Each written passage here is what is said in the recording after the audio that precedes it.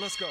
I'm better than ever, they never been better than I. Regarded the hardest and I ain't even reaching my prime. They hate that I'm great and they faking I'm real as they come. So sit back and let me show you how this shit is done. My composition, my propositions, I'm raping the system. I'm killing the competition and all of y'all are my victims. Eyes and oohs as I'm ripping the instrumental, lyrical, individual, never been sentimental. I'm so hot every time that beat drop, and when I say I'm raping. Welcome back to the New York Arena and welcome back to my channel. What is good, boxing fans and gamers? It's your boy FightNightsFinest, the Salty Commentator, back with another Fight Night Champion online ranked match. In this matchup, we got my boy Roy Jones Jr. trying to repeat what he did going up against a heavyweight as a light heavyweight at 198 pounds against a John Ruiz on a tragic night for John Ruiz in March 1st, 2003. And we're trying to do it against a well-established heavyweight in Evander, the real deal. But can somebody please teach Evander Holyfield how to dress like a real man? He comes down to the ring today with that white and gray skirt. Like, please, somebody please get this man some trunks. I mean, it's not as bad as when Paulie Malignaggi stepped into the ring with Zab Judah, and he even had no tights on under the skirt. I give credit for his trainer at least giving Holyfield those tights to put underneath those white and gray trunks. But my boy, Roy Jones Jr. coming to the ring in the white and red trunks, and we're seeing a lot of good technical aspect for me in this first round, trying to stick on the outside and use that jab.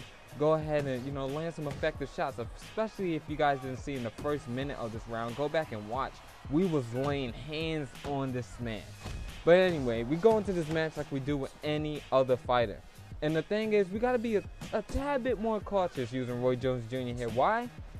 He don't have a good chin, and there's a huge disadvantage in weight. Roy Jones weighing 175 pounds going up against a 230-pound Evander Holyfield. So the weight advantage, the power advantage, all on his side. But you know, my boy Roy got that left hook that does a lot of damage, and also have that Philly shell defense, which is going to give me a slight advantage to be able to get away from some of that power as long as we fight smart. And also, we got one more advantage, and that's the fact that Holyfield has pretty bad stamina. And you're going to see what happens later on into the fight. But let's talk about these two fighters that's in the ring. Both of the guys well-established champions. My boy Roy Jones Jr. first winning the WBA title from John Ruiz is why we're in this match, trying to duplicate that effect. But his first title actually came from the Alien, or the Execution as some of you guys may know it, and that's Bernard Hopkins back in middleweight in 1993. And then not only did he move up from middleweight and beat my favorite fighter, super middleweight, he defeated James Lights Out Tony in 1994.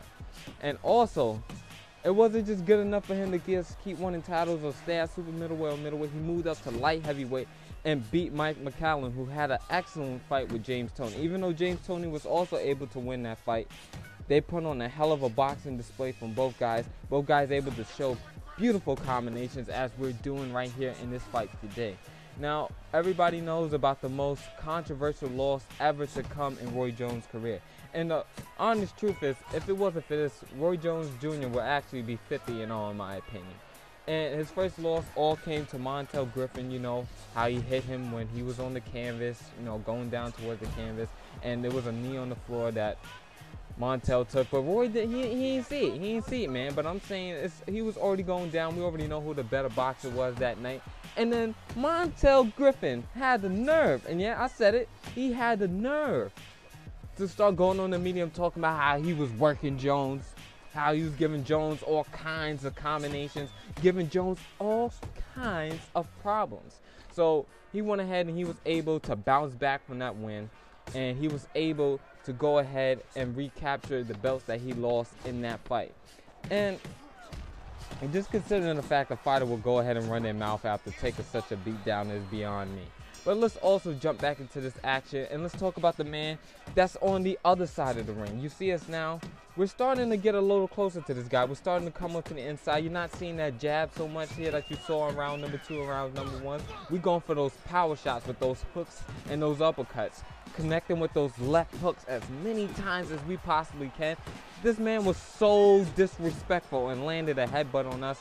And you know, it shook us up a little bit, but you know, it wasn't nothing too serious. So we decided to come back on the inside, start pressing forward with those combinations. That straight right hand, left hook combination was the Dragon Slayer for me this fight. And that straight right hand connects, and down we go into the canvas. Unfortunately, he wasn't smart enough to watch the entire replay.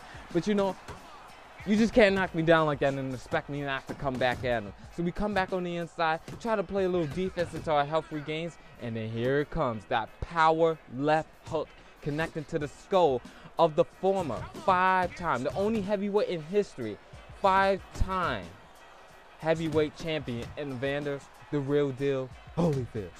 Now, let's talk about a little history about Evander the Real Deal Holyfield.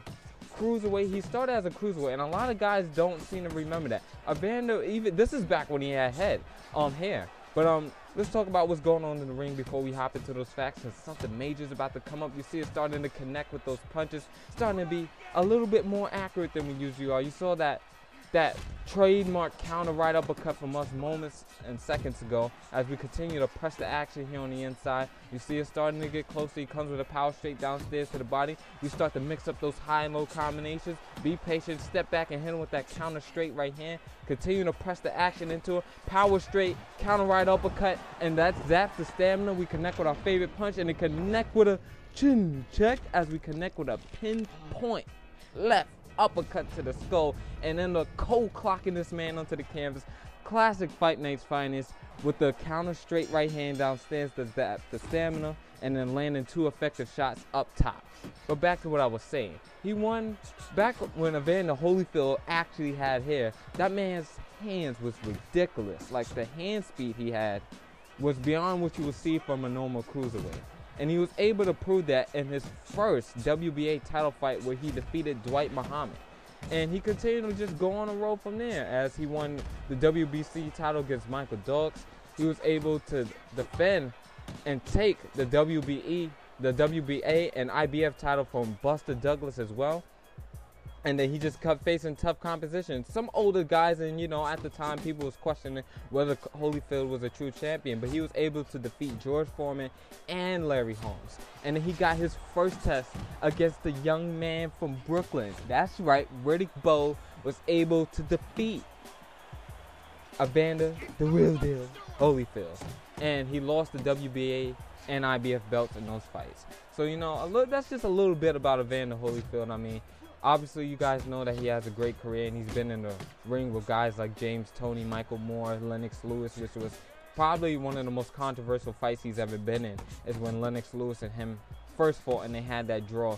But, you know, Lennox Lewis was able to come back and win the second time, and that was controversial as well.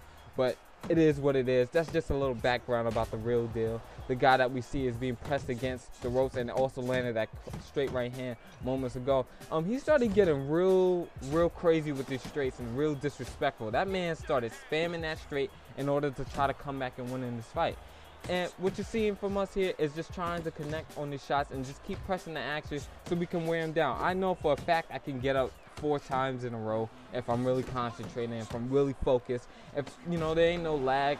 As we meet the canvas again, it was the straight right hand that ended up cold clocking us onto the canvas, and we're like, no, not another defensive lapse as we meet the canvas for the second time here tonight. So it was a pretty close fight at this time. Stamina wise, we're doing pretty good. Health wise, we're just getting caught with dumb shots. Like, straight right hands is what's been catching us all night, and he's been spamming that also. If you didn't see in that last sequence, he just throwing the straight right hand out there like, you know, there's a tornado coming in the alley and it's just gonna destroy everything in his path. So he got real happy with that straight right hand, and that caused me to be a lot more defensive in this following round. So what we're seeing from me here is just trying to continue to pick our shots, still land those high and low combinations. We land that signature straight right hand, left hook combination. And the thing about Jones Jr. is back in the day, he used to land that straight right hand, walk away, and look what we do here. We talked about in one of his songs in that Body Has Banger album, how he likes to land those body shots, and we do the same thing that he likes to do here, and we punish him with a straight right hand counter and then follow it up with that tremendous, powerful left hook that Roy Jones Jr. brings to the table. And we're able to drop him onto the canvas for his second time. So we're 2 for 2 on knockdowns. Both of us has been going at it. We're warriors in this ring tonight. And the fact that he's a heavyweight, you see how that footwork of his is starting to get a little bit sluggish. He's not able to go ahead and land those combinations with the same snap that he was able to do earlier. You see, his footwork is starting to get a little slow, a little sluggish, you know, slowing down quite a bit. And we're still looking strong. I mean, that was the advantage of coming into this fight as a light heavyweight, as we connect with a beautiful left uppercut. And one more time, get your chin checked. And somebody please teach this man some defense and some stamina control. And last but not least, man, cover your skirt. Nobody doesn't want to see that. Anyway, hope you guys learned something in this video. Hope you guys enjoyed the video. And most importantly, if you did, hit the like button and leave your thoughts in the comment section below. Anyway, this has been your boy FightNightsFinest, the Sophie commentator. Remember to check those guys out in the description. Big shout out to Arachnid Soul for going ahead and leaving that clean watermark you see in the bottom right hand corner, and also for the graphic that you saw in the beginning with the trunks. Also music to my boy Rob D. And remember once again to check out those commentators. They're great guys. It's your boy FightNightsFinest, the Sophie commentator, and I'm off this. Peace. Okay, I started off and now I finish it, diminish it, murderous flow, I'm killing shit, waiting for sentencing, putting the game on lockdown, letting the days count down till I unleash the beast. I think he out now, feasting on these rappers. I told you, brother, I'm the chronicle of our struggles, the voice of the families like Moses, only keeping it real.